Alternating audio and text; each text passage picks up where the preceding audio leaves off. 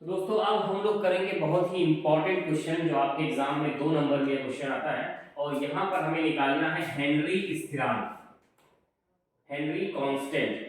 तो पहले तो आप ये जानिए कि हेनरी कांस्टेंट होता क्या है। देखिए हेनरी जो है इन्होंने अपना नियम दिया था, ये नियम भी कई बार आपके एग्जाम में पूछा गया है कि हेनरी का नियम क्या है और उसके अनुप्रयोग आप कहाँ कहाँ कर सकते हो, कहाँ कहाँ लिख सकते हो। तो हेनरी का जो नियम था, इन्होंने ये कहा कि भाई अगर आपने तापमान स्थिर कर दिया, स्थिर ताप पर किसी गैस की वाष्प अवस्था में, यानी गैस किसमें आ जाए, वाष्प अवस्था। वाष्प और गैस में फर्क समझते हैं। कोई भी जो द्रव होता है वो वाष्प कब बनता है, जब उसके बॉइलिंग पॉइंट से नीचे के तापमान पर उसे गर्म किया जाए। भाई बॉइलिंग पॉइंट से आपने ऊपर किया तब तो वो कन्वर्ट हो गया ठोस द्रव, फिर कितने पहुंच गया, वो गैस में पहुंच गया। ठीक है, तो गैस से वाष्प का जो टेम्परेचर रहता है वो थोड़ा क्या रहता है, कम रहता है। तो गैस की जो वाष्प अवस्था है उसका आंशिक दाब जो है, यानी कोई भी विलयन होगा और उस विलयन में तापमान स्थिर है, गैस वाष्प अवस्था में आ गई है, तो उसका जो आंशिक दाब होगा वो विलयन में उपस्थित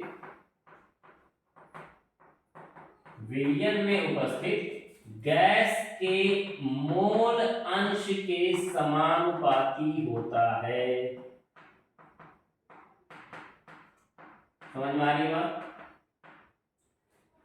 यानी आपने एक विलियन लिया, टेम्परेचर आपने उसका कांस्टेंट कर दिया, उसमें कोई चेंज नहीं कर रहे हैं।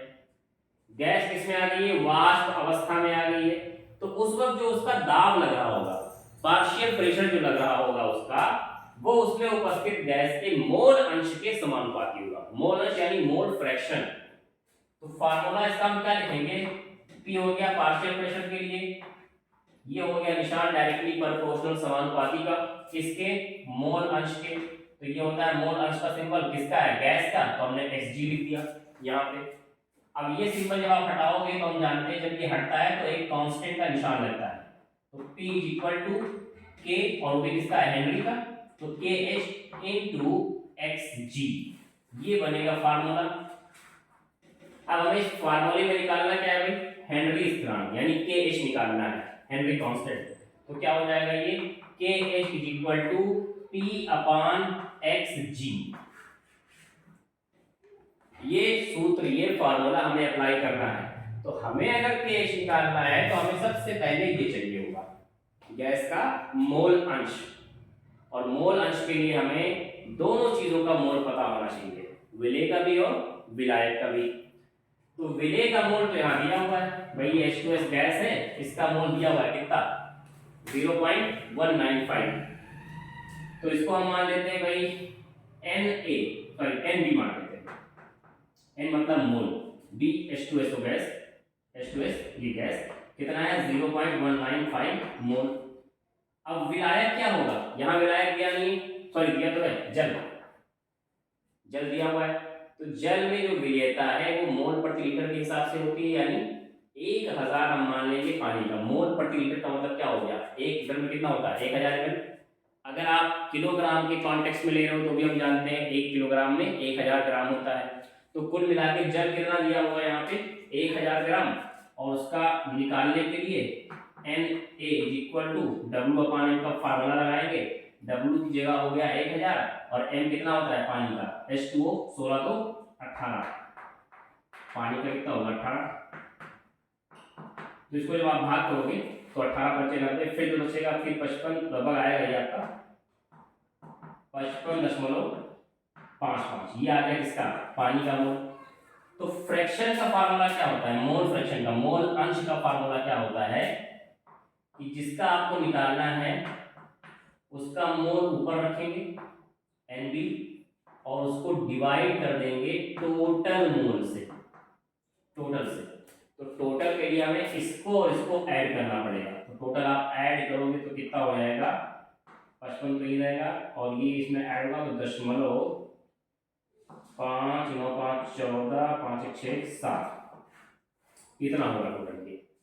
तो जरा फार्मूला ये रखें भाई यहाँ पर, एन बी दिया हुआ है 0.195 अपॉन टोटल आपका आया है 55.745। तो इसको जो हम सॉल्व करेंगे तो ये देखिए 3 से कट रहा है, छोटा कर लीजिए इसको आप, 3 से कट रहा है, 3 छक्का 18, 3 पचे 15, और ये भी कट रहा है 3 से, 3 एकम 3, फिर 3 अट्ठे 24, फिर 3 नवा 27, फिर 15 से 45, कितना आया, ठीक है।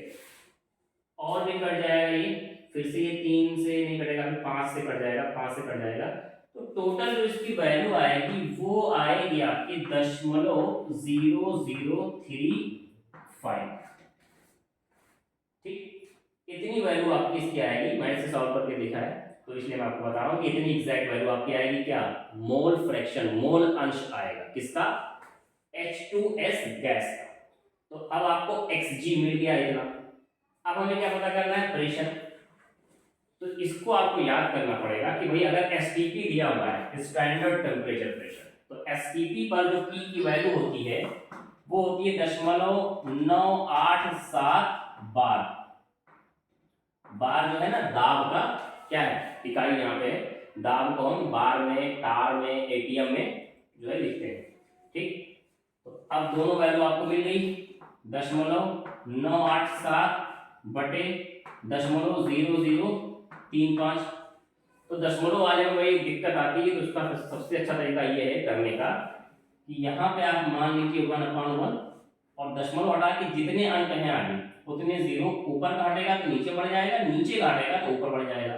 ऊपर दशमलव हटाएंगे, 3 अंक है आगे तो 3 जीरो नीचे बढ़ गए, यहाँ दशमलव हटाओगे तो 4 अंक है आगे तो 4 जीरो ऊपर बढ़ जाएंगे, ठीक है। अब सॉल्व कर लो, 35 का पहाड़ा पढ़ लोगे तो 987, 35 से करोगे तो 35 दूना 70, 8 में 0 गई 8, 9 में 7 गई 1, फिर सॉरी 9 में 7 की बची 2, और ये हो गया 287। अभी 8 बार पढ़ सकते हैं, 8 में 40, 8 में 24, 48, 8 बार पढ़ सकते हैं तो आएगा 280। तो 7 में 0 में 7, ये खत्म हो गया, दशमलव लगा, 0 बढ़ जाएगा, 35 दूना 70, 28.2 आ गया यहाँ पर, 28.2, और ये 3 जीरो और ऊपर के 3 जीरो कैंसिल, बचा 10, तो गुणे 10 कितना हो गया आपका, 282 बार।